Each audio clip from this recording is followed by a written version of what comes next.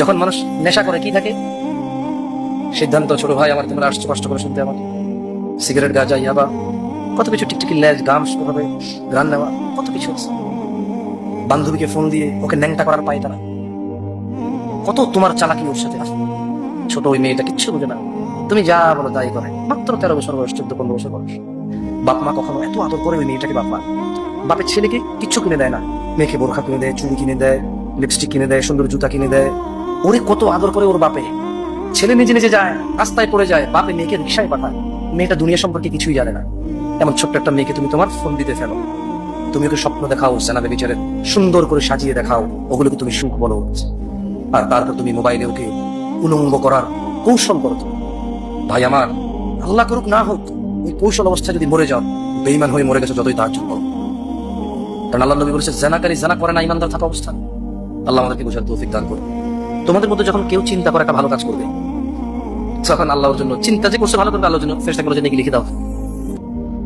তো যখন ও করে ফেলে, বলে যে ঠিক আছে বাড়াই লেখো। তো যখন কেউ খারাপ কাজ করবে, জেনা করবে, প্রেমিকাকে বলবে আমার চুমা দাও, নাহলে তুমি আমার ভালোবাসো, কে রে কথা কয়, বাপরে এত ভালো খেয়ে যাবে। এই মুহূর্তে যে এইসব বংবাং, ফেসবুকে বংবাং কি আমি করছি, আমি করলে 2টা না করছি, 1টা না করছি, উনি বসা উনি করলে 1টা 2টা করছে। এই যে হাজার হাজার লাখ লাখ শ্রম করলে একাদশী আমরা দুই জনে ধোয়া ধোয়া পাতা না। তো যখন কেউ চিন্তা করে জানা করবে, কি করবে? কি করবে? যখন কেউ চিন্তা করে জুয়া খেলবে, কি করবে? যখন কেউ চিন্তা করে নেশা করবে, কি করবে? যখন কেউ চিন্তা করে হত্যা করবে, কি করবে?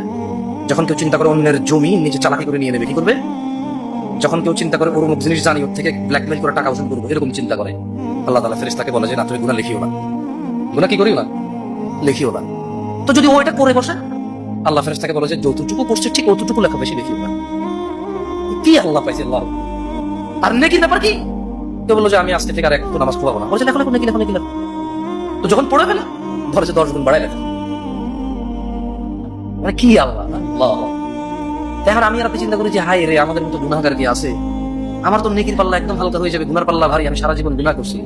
তো মুহাম্মদ সাল্লাল্লাহু আলাইহি ওয়াসাল্লাম বলছে যে শোনো, তোমরা আলহামদুলিল্লাহ বলবা। কি বলবা? তো কি হবে? বললো যে আলহামদুলিল্লাহ তামলাউল মিজান। আলহামদুলিল্লাহ বিচারের মাঠে যে মাপা হবে নেকি, সরি গুনাহ এবং নেকি, কি মাপা হবে? গুনাহ এবং নেকি। আল্লাহ নবী বলছে যে তুমি আলহামদুলিল্লাহ বললে তোমার নেকির পাল্লাতে আল্লাহ ফেরেশতারা যে আলহামদুলিল্লাহ লিখে রাখবে, তোমার নেকির পাল্লাতে যখন আলহামদুলিল্লাহ দিবে, তোমার যত গুনাহই থাক এটা ভারী। মানে আপনি খালি বলবেন যে আলহামদুলিল্লাহ, কি বলবো? সরি, এভাবে সব হুজুররা বলে না, না আমি বলবো ঈমান নিয়ে মরলে এরকম হবে। কি নিয়ে মরলে এরকম হবে? কি নিয়ে মরলে? কি নিয়ে?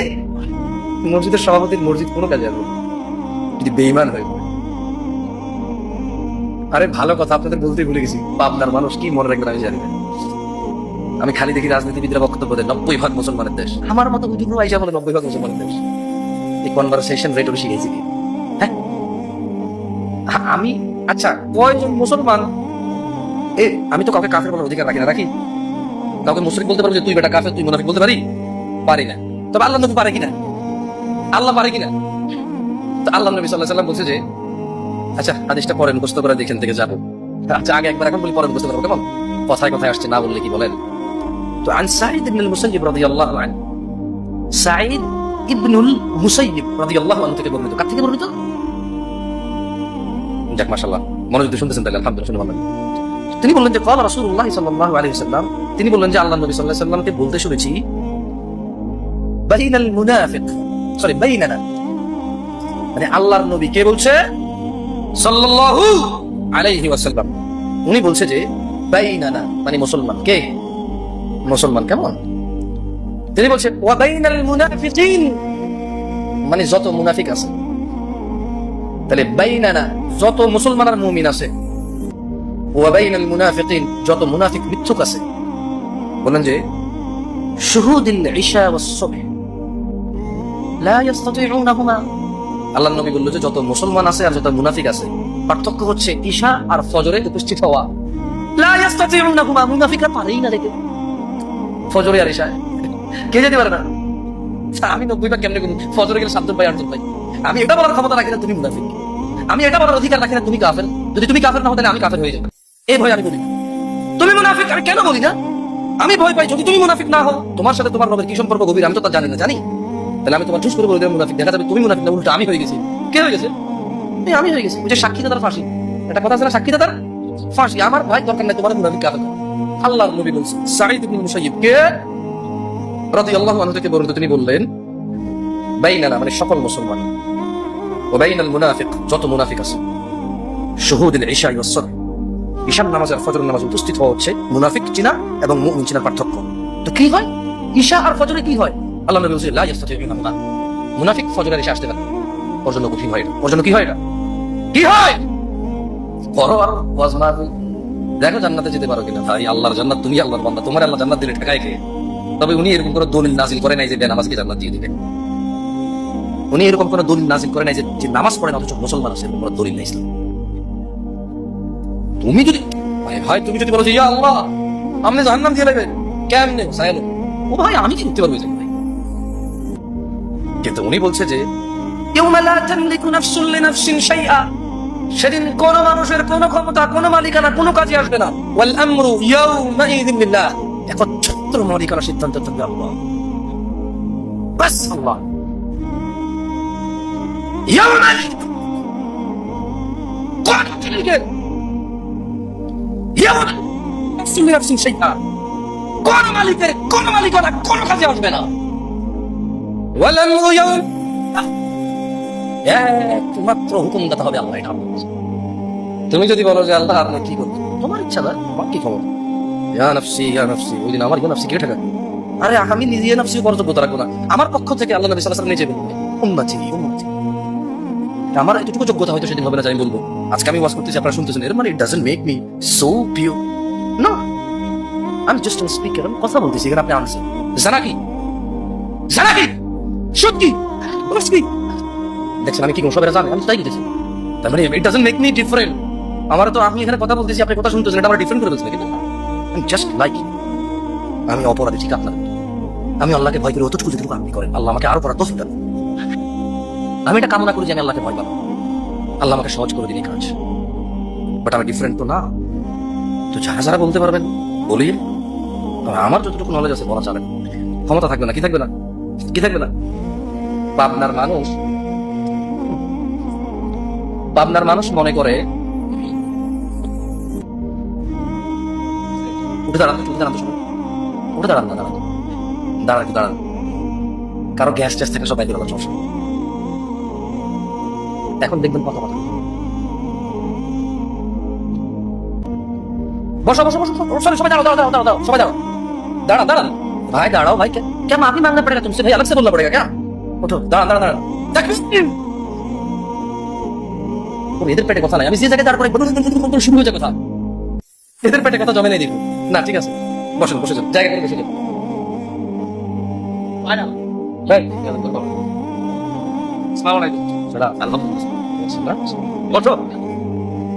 দেখছেন কথা বাইরে ছিলেন, আমি জানি অনেকক্ষণ শুবে না, তাহিরি কেন বসাইতে হবে? বা বসেন তাহিরি সাহেব, না শুধু তাহিরি বললে কোনো খারাপ।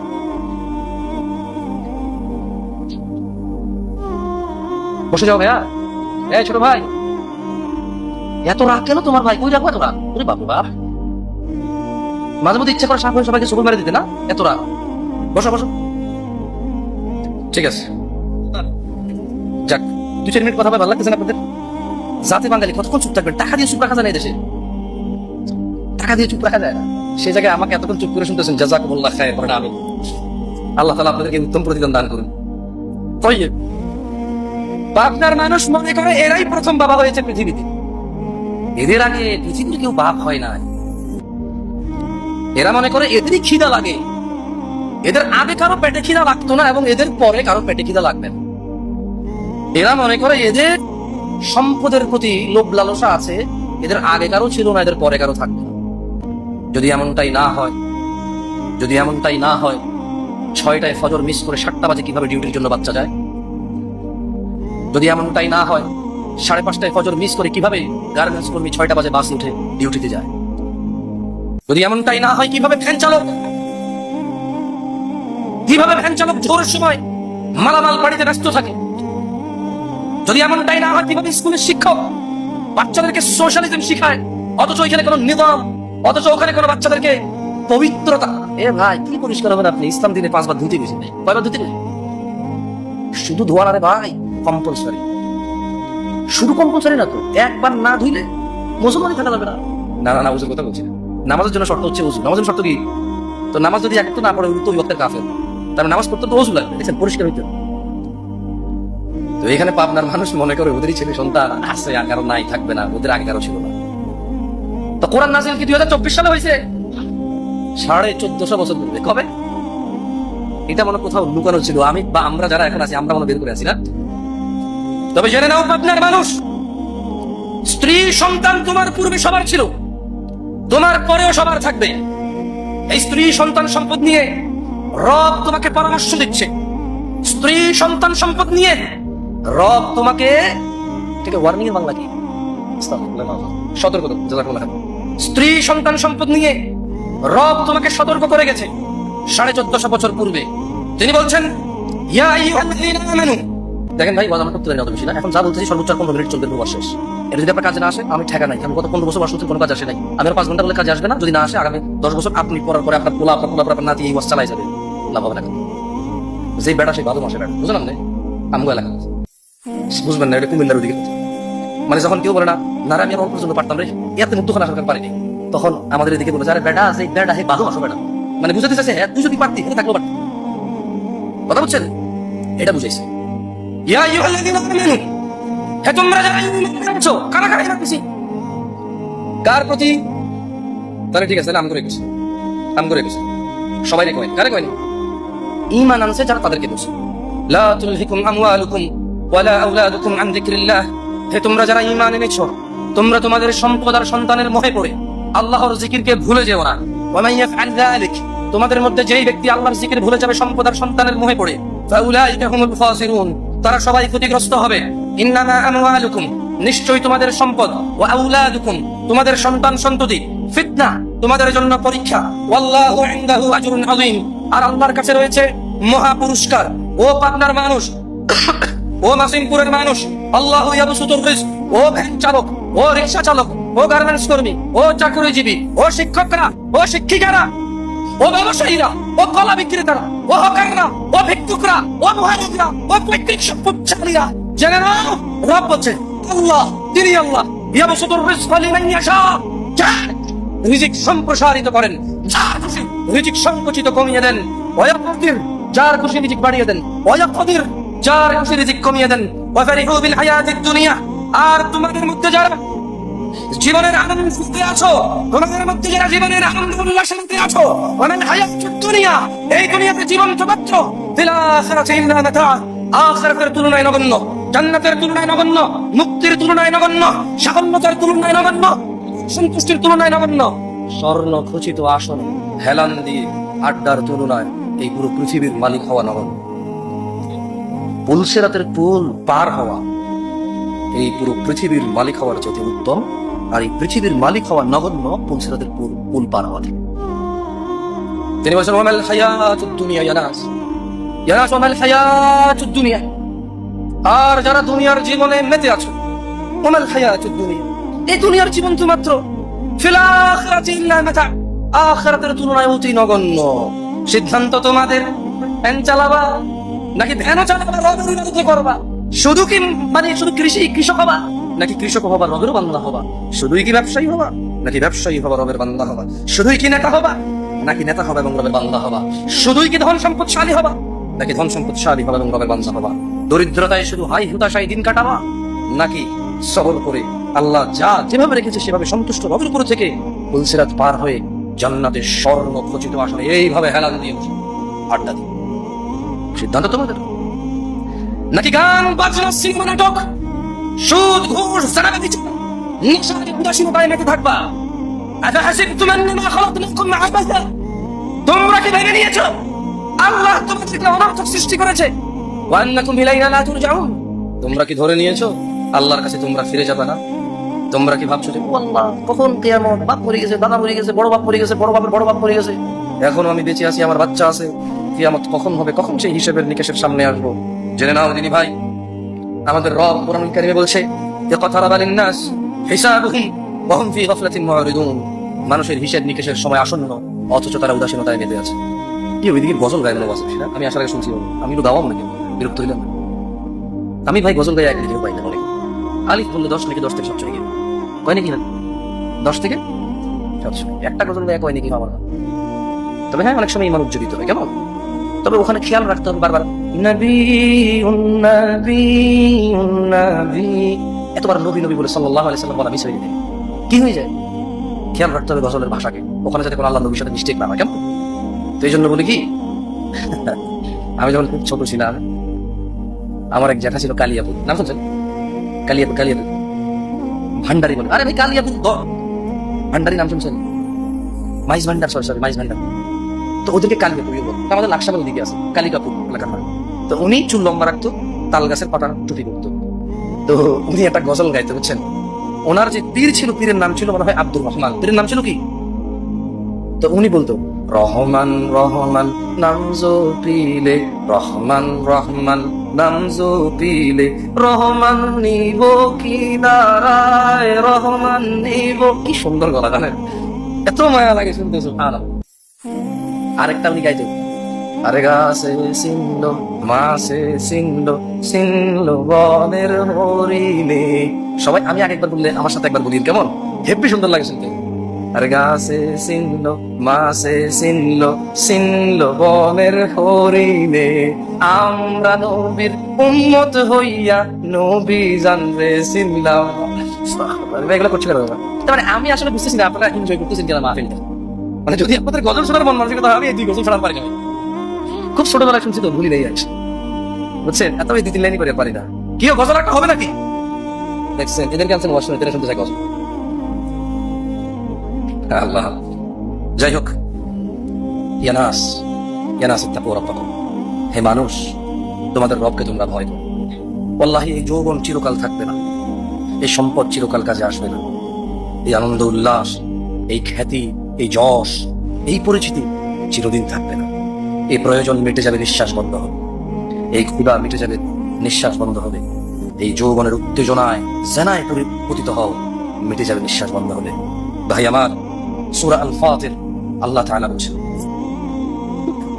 তিনি বলছেন, ইয়া আইয়ুহাল্লাযীনা ইয়া আইয়ুহান নাস ইয়া আইয়ুহান নাস ইন্না ওয়া'দাল্লাহি হক, ইয়া আইয়ুহান নাস ইন্না ওয়া'দাল্লাহি হক, ফালা তাগুররান্নাকুমুল হায়াতুদ দুনিয়া ওয়ালা ইয়াগুররান্নাকুম বিল্লাহিল গরুর, ইন্নাশ শাইতানা লাকুম আদু ফাত্তাখিযূহু আদু, ইন্নাশ শাইতানা লাকুম আদু ফাত্তাখিযূহু আদু, ইন্নাশ শাইতানা লাকুম আদু ফাত্তাখিযূহু আদু, ইয়া আইয়ুহান নাস ইয়া আইয়ুহান নাস ইয়া নাস ইত্তাকু রাব্বাকুম। আমাদের প্রতিপালক বলছেন, ইয়া আইয়ুহান নাস, হে মানুষ জাতি, ইন্না ওয়া'দাল্লাহি হক, নিশ্চয়ই আল্লাহর ওয়াদা সত্য। ফালা তাগুররান্নাকুমুল হায়াতুদ দুনিয়া ওয়ালা ইয়াগুররান্নাকুম বিল্লাহিল গরুর, অতএব দুনিয়ার জীবন যেন তোমাদের মানুষকে কোন কিছুতেই প্রতারিত না করতে পারে। ইন্নাশ শাইতানা লাকুম আদু, নিশ্চয়ই শয়তান তোমাদের শত্রু। ফাত্তাখিযূহু আদু, অতএব শয়তানকে তোমরা শত্রু হিসেবে নাও। কে শত্রু? কে কে কি হিসেবে নিতে হবে? দাড়ি শেখ ফেরেশতাই করায়, জেনা ফেরেশতাই করায়, সিগারেট ফেরেশতাই খাওয়ায়, সুদ ঘুষ ফেরেশতাই খাওয়ায়, হ্যাঁ, বাপ মায়ের সাথে বেয়াদবি ফেরেশতাই করায়। আল্লাহ বলছেন, ইন্নাশ শাইতানা লাকুম আদু, শয়তান তোমাদের শত্রু। তাহলে জেনা কে করায়? নেশা কে করায়? অবৈধ উপার্জন কে করায়? ফজরে কম্বলের নিচে আরাম কে দেয়? জোহরে কর্মব্যস্ততায় মাগো যদি এখন জোরে চলে যায় 10 টাকা ইনকাম কমে যাবে, কে করায়? ওকে কি হিসেবে নিতে হবে? কে বলছে? আল্লাহ বলছে, জুমার দিনে ফেরেশতা শেভ করায়। আরে যতজন এখানে ক্লিন শেভ আছে, একটা উপকার যদি লিখে দিতে পারো, শেভ করলে অথবা দাড়ি কাটলে, ছোট করলে, চাষলে, কারো উপর পাতলা করে সাইজ করলে, একটা উপকার যদি লিখে দিতে পারো, যাও তুমি জিতে গেছো, যাও তুমি জিতে গেছো, তুমি একটা উপকার লিখতে পারো। তাহলে দায় কাটো কেন? কারণ তোমার রক্তে মিশে গেছে আল্লাহর বিরুদ্ধাচারণ। গান বাজনা আল্লাহ হারাম করেছে, তাই তুমি কনসার্টের জায়গা পাবে না ঢুকতে। মসজিদে আসা আল্লাহ ফরজ করেছে, তাই তুমি এখান থেকে বিচ্ছুত হয়েছে। তুমি কেন নামাজ পড়ো না জানো তুমি? কারণ আল্লাহ বলেছে করতে, তাই তুমি পড়ো না। তুমি কেন গান বাজনায় যাও জানো? আল্লাহ নিষেধ করেছে, তাই তুমি যাও। কেন তুমি ভালো করে জানো না মৃত্যুর ফেরেশতা চলে আসলে তোমার এই সম্পদ দিয়ে আর হায়াত 1 সেকেন্ড বাড়বে না? জানো না এটা? জানো না? তোমার চোখ নষ্ট হয়ে গেলে এটা অমূল্য রত্ন, আর টাকা দিয়ে রিকভারি করা ইম্পসিবল। লাগাই দিবে আর একটা দেখবা, কিন্তু প্রতি মাসে ডাক্তার বসে ভিজিট করে যাবেন, 6 মাসে বছর 1 মাস। তুমি এটা জানো না? তোমার প্রবলেম কোথায়? What is your problem? তুমি তোমার উন্নতি প্রকল্পে ওয়াজ না রেখে কবরস্থান উন্নতিতে রাখো, যুব সমাজের উদ্যোগে রাখো, তারপরে কি আরো কত উদ্যোগ আছে ভাই। কোন ওয়াজ কমিটিকে দেখিনি যে আমাদের সংশোধনের উদ্যোগে ওয়াজ, এরকম এখন একটা হয়নি। আর এই যে ছেলেগুলো 30 বছরের বয়স কম, যাদের 30 বছর থেকে কম, তোমরা ওঠো, বড়রা উঠি না, যাদের বয়স 30-এর কম, 30-এর কম যারা, তারা দেখছেন অবস্থা। আলহামদুলিল্লাহ, মাশাআল্লাহ আলাইকুম, আল্লাহ তোমাদের কবুল করুন।